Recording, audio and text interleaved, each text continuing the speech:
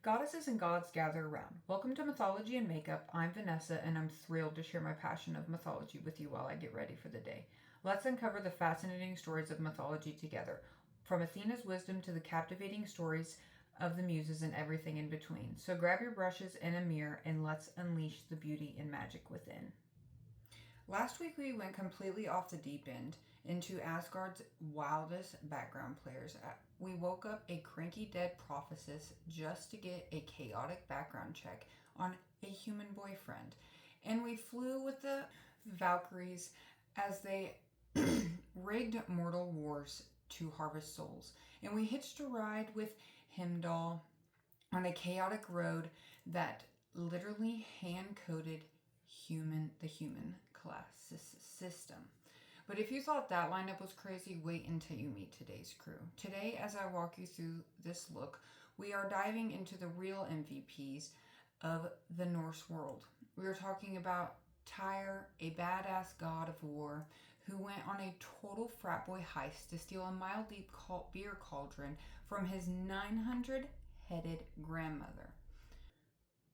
Then we'll meet Mimir, a severed pickled talking head that Odin carried around like a cosmic pocket guide. And finally, we'll look at Asgard's ultimate power couple, Bragi and Ithunn, who saved the gods from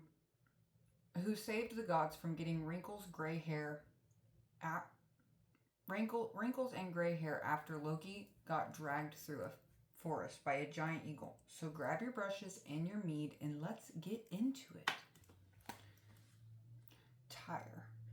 Tyr. His name literally means God. He is the son of the giant Mimir. Throughout the poetic Edda, he is described as one of the more important, powerful as Aesir. He's heavily associated with the sky and warfare, and Sori describes him as one of the greatest heroes among the Norse phenomenon. Vibrant, brave, and exceptionally clever. Though few stories about him survive, we know that he was willing to make an ultimate sacrifice by placing his hand inside the mouth of a giant wolf just to keep the beast under control in the hopes it would not eat Odin when Ragnarok came. Ultimately, Tyr would be a casualty of Ragnarok himself, killed in a brutal struggle with Hel's guard dog, a fight that neither survived.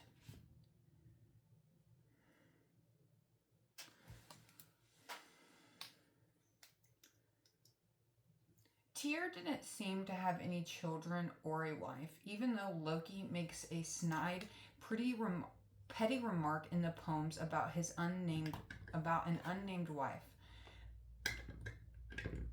It's never mentioned or paralleled anywhere else in any of the primary sources. I literally just had my brush. There it is.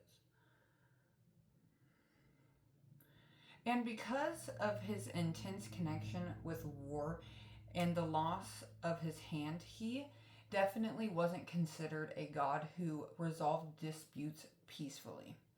The only main poem that he is featured in is the putting the word right here, because even if I look up how to say it, I will pronounce it wrong.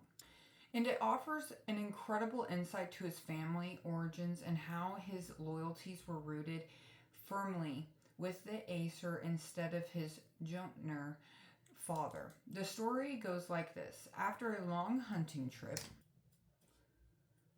the gods enjoyed a delicious meal, but they became really thirsty and decided that they desperately needed to find something to drink.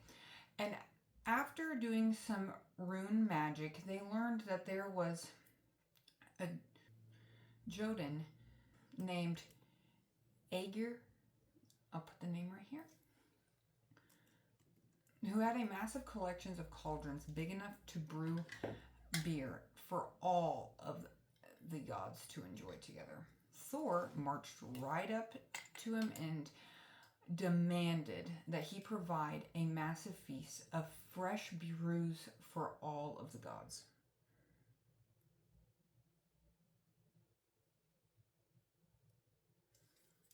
I don't want to use that today.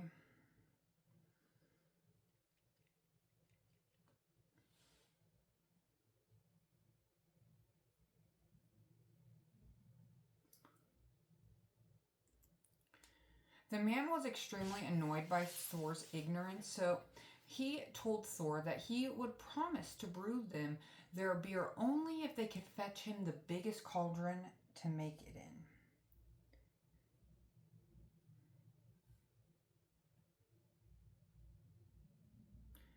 Now, Thor, not being the smartest crayon in the box, was not at a complete was at a complete loss on how to acquire a cauldron that massive. But Tyr quickly went over to Thor and suggested they come up with a secret plan.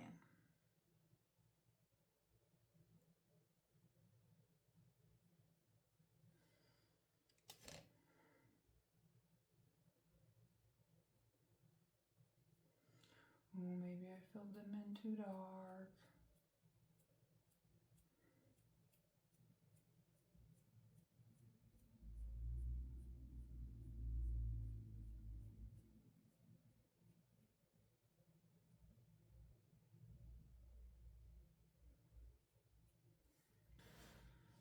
Tyr revealed that his own giant dad owned a cauldron that was literally a mile deep.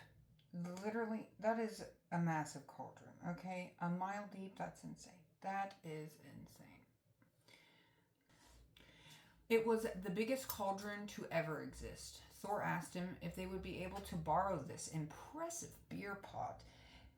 And Tyr replied that borrow might not be the right word, but they could certainly obtain it nonetheless.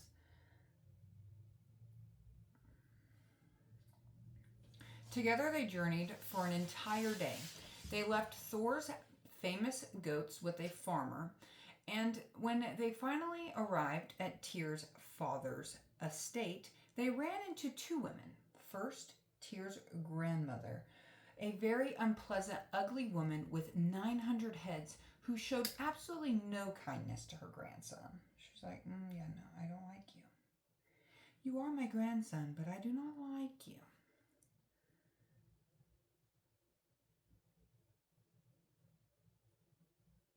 The second woman was Tyr's mother, who warmly greeted them and brought them beer and sharply advised them to hide under one of the large cauldrons.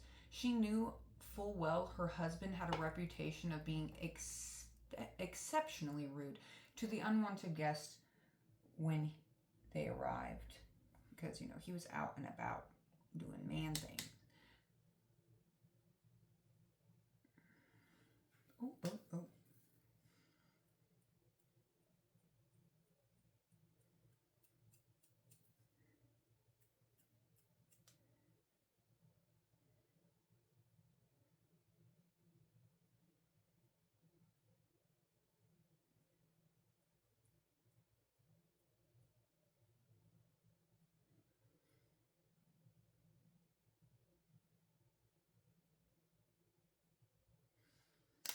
Now maybe I go in with this and make a...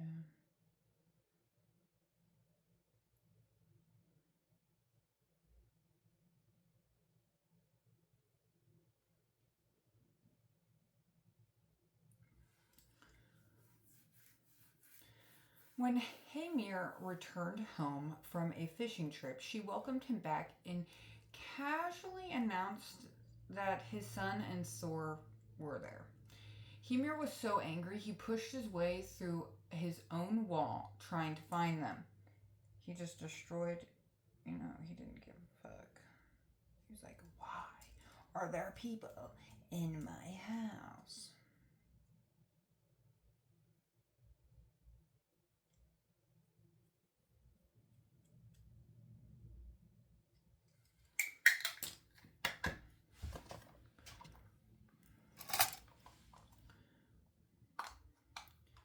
He broke 8 cauldrons of his own in the process. When Tyr and Thor finally made their appearance, Mimir knew that according to the strict customs of hospitality, he had no choice but to feed the guests under his roof, even though he was far from happy about his son's choice in friends. He went out, slaughtered 3 bulls, and cooked them for dinner, but Thor single-handedly ate 2 full bulls himself. Mimir realized right then and there that feeding Thor was going to be way more expensive, so he suggested that they go fishing the next day instead. They're like, yeah, so you're gonna be a lot to feed, so how about we just go on a fishing trip, buddy? And yeah, you can catch your own food. Catch your own food, my dude. Forgot to mention, today is 4th of July. So I'm going to do a cute little 4th of July graphic liner look. Forgot to suggest that. We will learn much more about this fishing trip when we cover the Midgard serpent in a future video. But for now, all you need to know is that they caught 3 tasty whales, and otherwise the trip did not go as expected.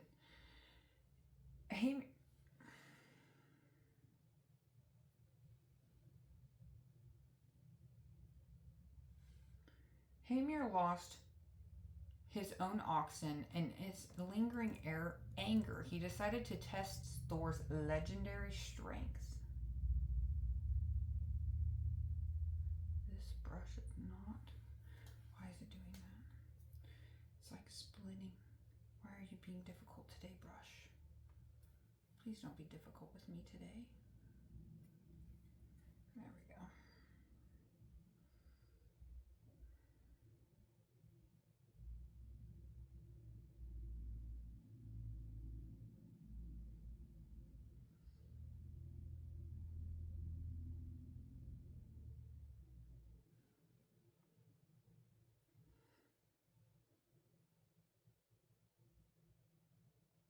So he told Thor, he's like, here's this glass.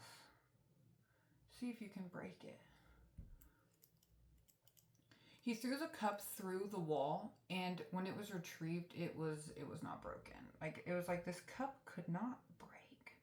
But Tyr's mom was like, hey, how about you smash it up against my husband's head and see if it'll break. So, Thor took her up on that and did that, and the cup shattered instantly.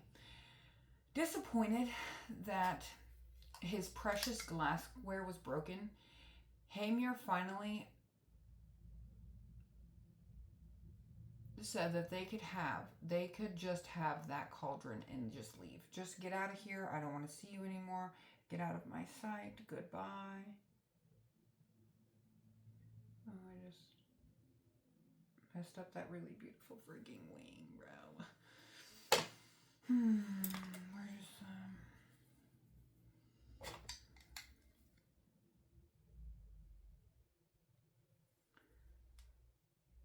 It's okay. Okay, that brush is pissing me off. Oh, that's because it's not the 100% correct brush that I needed. That's why. I've cut like 2 different brushes to make them, because I have like super thin brushes and then I have like these thicker ones. So I took some like the thicker brushes and like cut them to a point. And I was not using the one that I thought that I had just recently cut. But I used black liner with this one last, and it's not coming out of the brush. It seems like the plan all along was to have Thor bother Tyr's father just long enough until he gave them what they came for. And, it worked.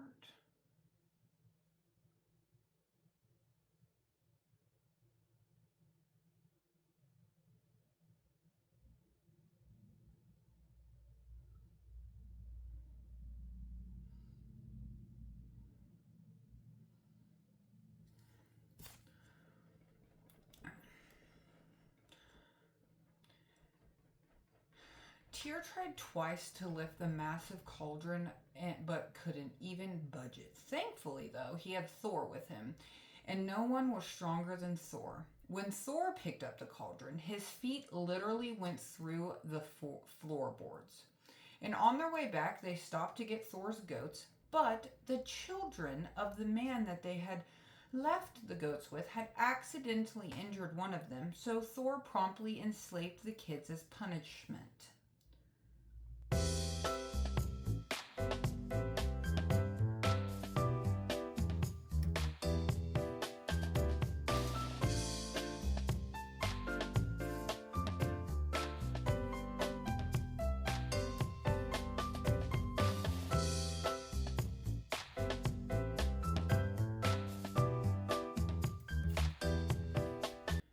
As they kept walking with the goats, they looked behind them and saw Mimir following them with a massive army of multi-headed giants. A brutal battle ensued, and the giants ended up dead, and Thor and Tyr returned victoriously to Asgard with the giant cauldron, and Aegir brewed them their beer as promised, which all the gods drank, and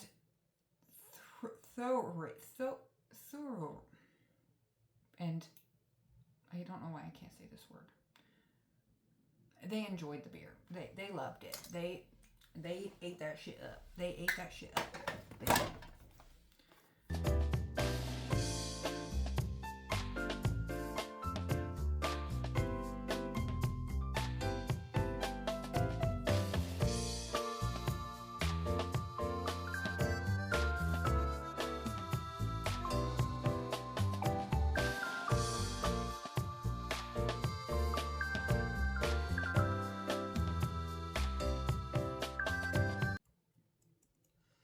So, Tyr and Thor were willing to fight an entire army of multi-headed giants just to secure a good drink for the gods. But while the gods were running around searching for physical alcohol to fuel their feast, Odin was looking for a completely different kind of fluid. He was obsessed with a well that contained absolute unfiltered cosmetic knowledge, and a guardian of that well exists in one of the most unique states in all of the world of mythology.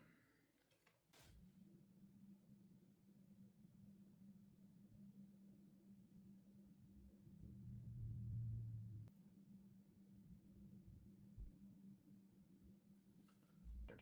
It's so dirty.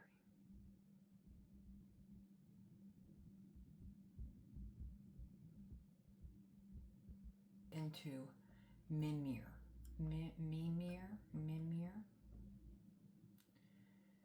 whose name literally means the rememberer. He was the best known for being the namesake, keeper, and guardian of Mimir's Brunner, putting the name here, the well of Mimir, or the spring of wisdom. This well was located deep in the roots of the world tree. He obtained his unparalleled wisdom and knowledge by drinking the water from this well daily.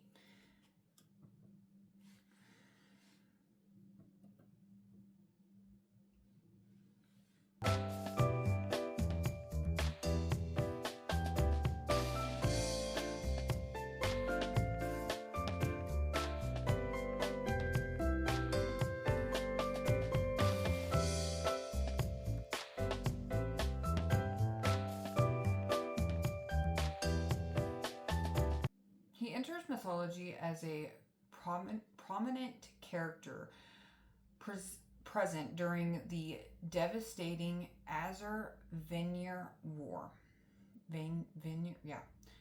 There is not much detail about his exact origin or his family history, but through studying the poetic devices called kennings, some Old Norse scholars believe that he was actually the brother of Bastel, the giant from the creation myths, who was also Odin's mother.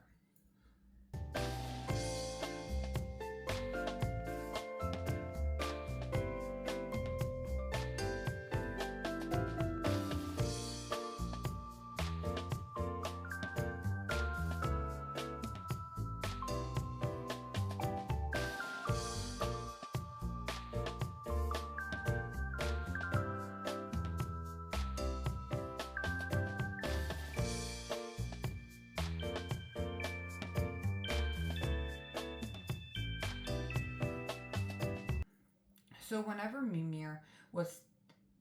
whether Mimir was technically Odin's maternal uncle, or simply just his closest friend, he is primarily referenced through his intense connection with the All-Father. Odin simply could not get enough of Mimir's advice, trivia, and endless wisdom. After the dust settled from the Great War, peace between the two divine fractions was finally accomplished through an exchange of high-profile hostages. The goal was for these hostages to fully integrate into the opposite societies as active participants, giving both sides the opportunity to learn from one another.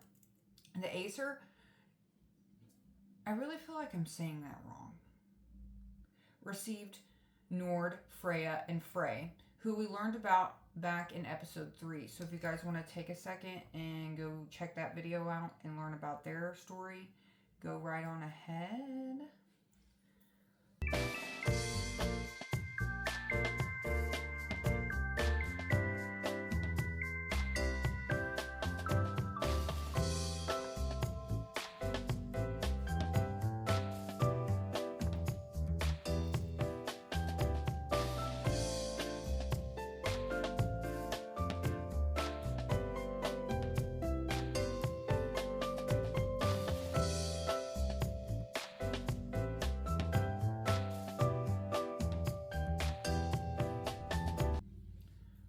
That's kind of cute. I think that is pretty cute. I'm going to do my waterline and my other eye off camera real fast, and I will be right back. All right, I am back. In exchange, the Aesir sent over Honir and Mimir to live with the Vanir. Now, Honir was exceptionally handsome and physically strong. So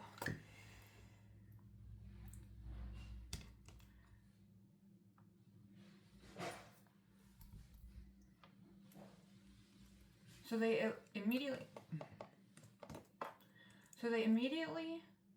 elected him as their new leader. Meanwhile, Mimir was exchanged for, I'm putting the name right here. Yeah, putting the name right there. Who was the wisest of the Vanir. But after some time passed, they noticed that a frustrating pattern. Whenever Honir was asked to make a tough leadership decision at council meetings, if Mimir wasn't standing right next to him and whispering the answer, he would nervously just say, let others decide. He wasn't so strong on making decisions all on his own. I mean, if I had one of the wisest people, I wouldn't want to make decisions all on my own either. No, I would ask that wisest person for their advice.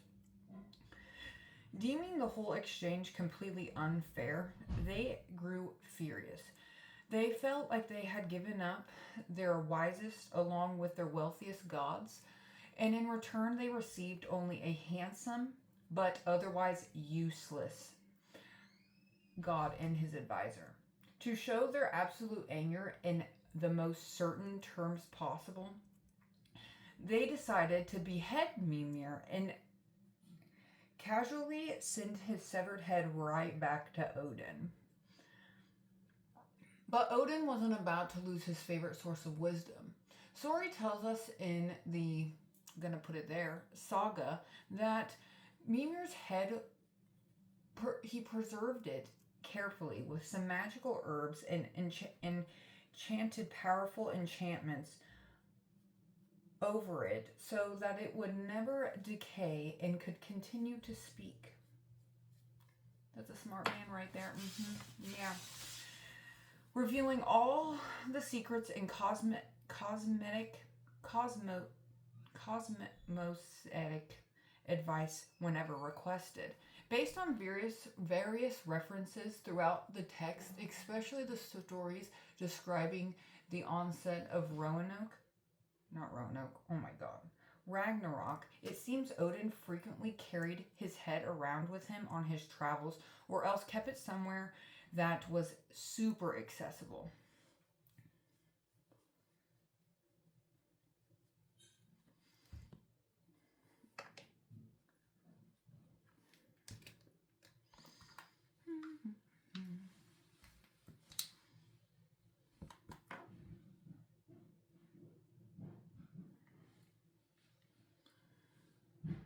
We also learn that long before the head was chopped off, Odin was desperate for a single drink from Mimir's well of wisdom, that he actually plucked out his own eye and deposited it into the water as a permanent sacrifice to Mimir. Odin was willing to sacrifice a physical eye to carry around a severed, pickled head just to keep his mind sharp and full of wisdom. But mental sharpness doesn't mean much if your body is literally withering away in old age. While Mimir kept the gods wise, there was a specific married couple in Asgard, whose sole responsibility was keeping the gods physically young. And it was if it wasn't for them, the mighty Norse phenomenon would have crumbled into dust a long time ago.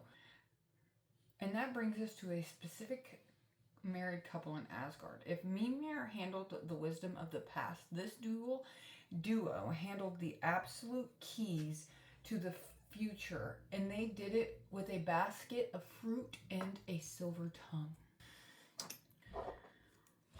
Let's talk about Ithunn and Bragi.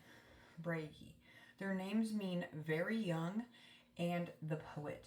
They were a happily married couple who frequently conversed with the other gods.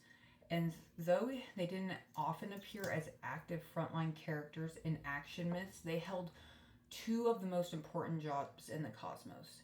If it wasn't for Ithunn, the gods would have quickly grown old, weathered and weary in their endless wars and adventures. And if it wasn't for Bragi,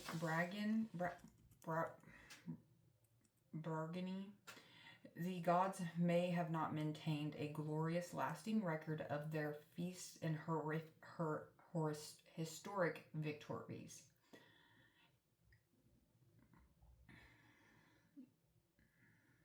Ithunn was the goddess of eternal youth, tasked with tending to the magic apples that kept the gods immortal. Her husband was the foremost poet, renowned across the realms for his absolute mastery of words and wisdom. He was essentially a storyteller. He didn't really have a myth about himself, but there is an incredible high-stakes story about his wife, and it begins with, as most problems do in Asgard, with Loki. One day, Loki, Odin, and Honir were out adventuring in the rugged wilderness. They grew extremely hungry and managed to find a stray ox to slaughter and for a quick little snack. They dug a traditional fire pit and tried to cook the meat, but no matter how long it sat over the flames, the ox simply would not cook. They heard a booming voice. It turned out to be a massive eagle looking down upon them. The eagle informed the hungry travelers that their meat would not cook without his magical help, and in exchange for his aid, they just had to agree to share the meal with him. Desperate to eat, the gods accepted the eagle's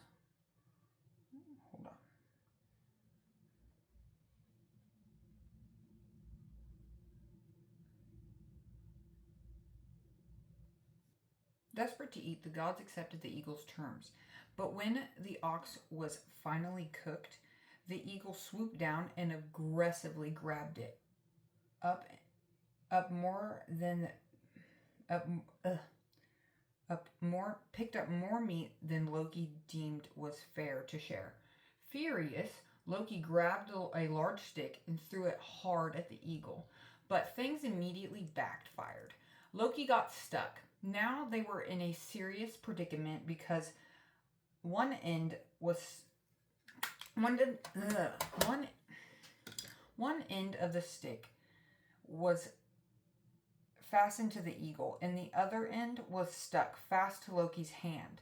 The eagle took off into the air, dragging a screaming Loki behind him. The eagle flew just low enough to smash Loki's feet repeatedly into rocks and trees until Loki felt like his arms were going to completely rip off of his body.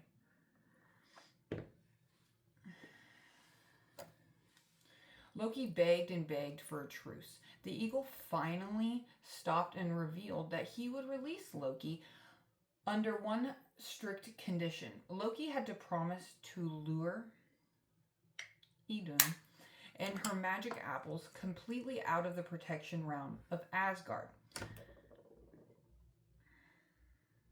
As usual, Loki looked out for his own immediate skin and agreed to the treacherous conditions and quickly rejoined his companions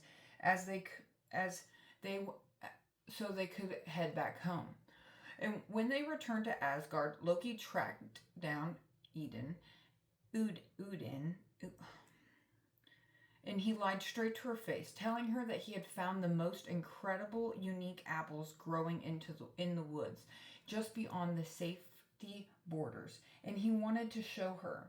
He told her she needed to follow him into the forest right away and bring some of her own apples along to compare them with the ones that he had found. While she was searching the forest floor for these non-existent fruits, the eagle, who was actually a giant, put the name here, in disguise, swooped down out of the sky, scooped her up in her basket of apples with his massive talons, and took her back to his home as his, little prize. With her gone, the consequences were instant and terrifying. The gods immediately started to go rapidly old, gray and wrinkled without her apples. Realizing they were losing their youth, they gathered in a panic to discuss what could have caused her sudden disappearance. The last anyone knew, she had gone out into the forest alone with, Loki.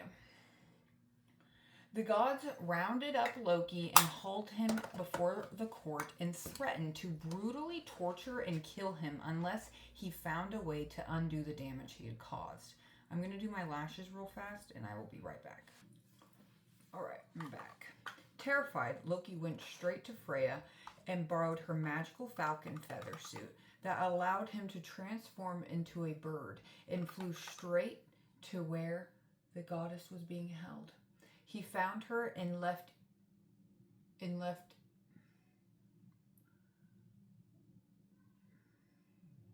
He found her entirely home alone while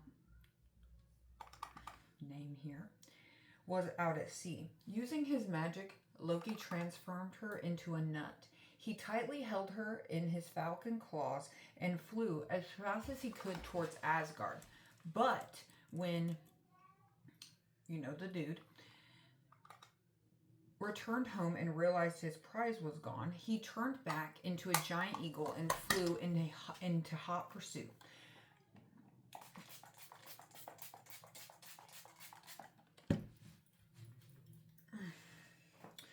The gods stood at the top of Asgard's walls, watching the horizon. They saw the falcon flying at breakneck speed, carrying a nut, recognized it as Loki, and immediately prepared a trap.